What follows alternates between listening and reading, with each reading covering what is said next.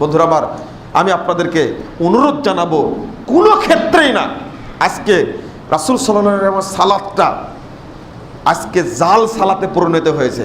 বাংলাদেশে যে সালাত চলে, এই সালাত কোরআন হাদিসে নাই। অধিকাংশ মসজিদে যে সালাত পড়া হয়, এই সালাত রাসূল সাল্লাল্লাহু আলাইহি ওয়াসাল্লামের সালাত না। কিন্তু আল্লাহ রাসূল শর্ত করেছেন কি, সল্লু কামা রাআইতুমুনি উসাল্লি, তোমরা ওইভাবেই সালাত আদায় করো যেভাবে আমাকে সালাত আদায় করতে দেখছো।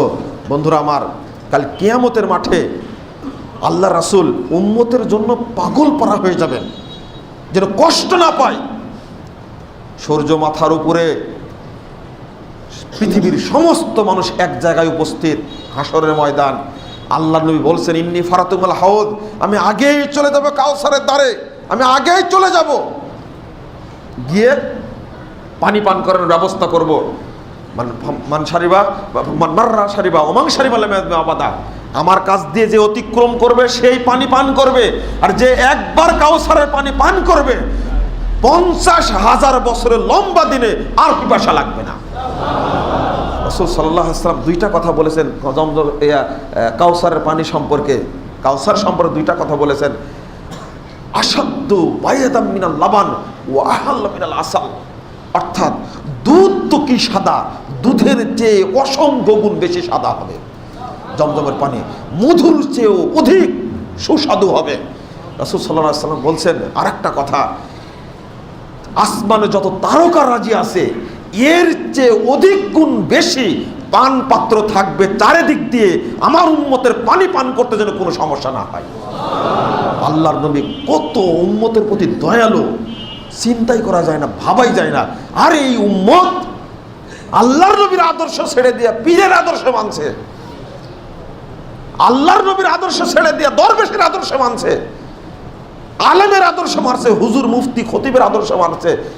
এই উম্মত কত কপাল পোড়া। রাসূল সাল্লাল্লাহু আলাইহি ওয়াসাল্লাম বলছেন, আমি পানি পান করাতে থাকবো, লাইয়া কম, ইতিমধ্যে অনেকগুলো দল আমার কাছে চলে আসবে, আরিফুনানি, আমি তাদেরকে চিনতে পারবো, তারা আমাকে চিনতে পারবে, আমি তাদেরকে চিনতে পারবো, তারা আমাকে চিনতে পারবে। অনেকগুলো দল, এই দেখেন আকওয়াম।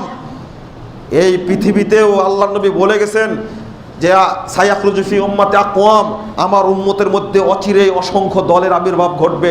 এই ভ্রান্ত দলগুলোই আল্লাহর নবীর কাছে যাবে, পানি পান করতে পারবে, অনুমতি পাবে। সুম্মা ইউহালু বাইনা ওয়া বাইনাহুম, আল্লাহ রাসূল বলেছেন অতঃপর আমার মাঝে তার মাঝে আর সৃষ্টি করা হবে, দেওয়াল সৃষ্টি করা হবে। আমি আল্লাহকে বলবো, ইন্নাহু মিন্নি, আল্লাহ তুমি বাধা দিও না, এরা আমার উম্মত, এরা আমার অনুসারী, এরা আমার উম্মত, এরা আমার অনুসারী, আমি পানি পান করাবো। সহিহ মুসলিম আসছে, আল্লাহ রাসূল চিৎকার করে বলবেন, উসাই হাবি, আল্লাহ এরা আমার উম্মত, এরা আমার অনুসারী, তুমি বাধা দিও না, আমি তাদেরকে পানি পান করাবো। আল্লাহ বলবেন, মুহাম্মদ ইন্নাকা লা তাদরি মা আহদাসু বাদাক, তুমি জানো না তোমার মৃত্যুর পরে এরা কত বেদাতি আমল করেছে, নতুন নতুন আমল তৈরি করেছে। এই কথা বলা মাত্রই আল্লাহ রাসূল বলে দিবেন, সৌকান লিমান গায়্যারা বাদি, আগে কি করলেন আর পরে কি করছেন। আগে পানি পান করার জন্য আল্লাহ রাসূল পিড়াপিড়ি করছিলেন, পরে তিনি ধমক দিয়ে বলছেন, দূর হও, ধ্বংস হও, যারা আমার মৃত্যুর পরে আমার আদর্শকে পরিবর্তন করেছে তারা ধ্বংস হও। কি টিকতে পারা যাবে কিয়ামতের দিন? টিকতে পারা যাবে না, বরং জাহান্নামে যাবে। কি করে জাহান্নামে কিভাবে যাবে এটা আল্লাহ তুলে ধরেছেন। আল্লাহ রাব্বুল আলামিন বলছেন, ইয়াউমা তুকাল্লাবু বুজুহুম ফিন্নার, সূরা আহজাব 66, 67, 68 নম্বর আয়াত খুলুন। আল্লাহ বলছেন, ইয়াউমা তুকাল্লাবু বুজুহুম ফিন্নার, এই সমস্ত অনুসারীরা, ভক্তরা, মুরিদরা কাল কিয়ামতের মাঠে মুখের উপরে ভর করে জাহান্নামে নিক্ষিপ্ত হবে। ইয়াকুলুনা ইয়া লাইতানা আতানাল্লাহ ওয়া আতানা রাসূলা, তখন আক্ষেপ করবে, তাহলে ওরা জাহান্নামে যাবে। ওই যে শুরু হয়েছে ঘোষণা দেওয়া থেকে, মনে পড়তেছে কি? ওই যে আল্লাহ ঘোষণা করেছেন না, তারপর থেকে আমি ধারাবাহিক বলতে আছি, জাহান্নামে যাবে তারা মুখের উপরে ভর করে, তারা বলবে আক্ষেপ করে, ইয়া লাইতানা আতানাল্লাহ ওয়া আতানা রাসূলা, যদি আল্লাহর আনুগত্য করতাম, রাসূলের আনুগত্য করতাম কতই না ভালো হতো। তারা আরো বলবে, রব্বানা ইন্না আতানা সাদাতানা ওয়া কুবারানা ফাদাল্লুনা সাবিলা, আল্লাহ আমরা আমাদের নেতাদের আনুগত্য করেছিলাম, আমরা বড় বড় বুজুর্গদের আনুগত্য করেছিলাম, আকাবিরদের আনুগত্য করেছিলাম, আল্লাহ ইন্না আতানা সাদাতানা ওয়া কুবারানা, আমরা আনুগত্য করেছিলাম সাদাতানা আমাদের নেতাদের, ওয়া কুবারানা বড় বড় বুজুর্গদের আমরা আনুগত্য করেছিলাম।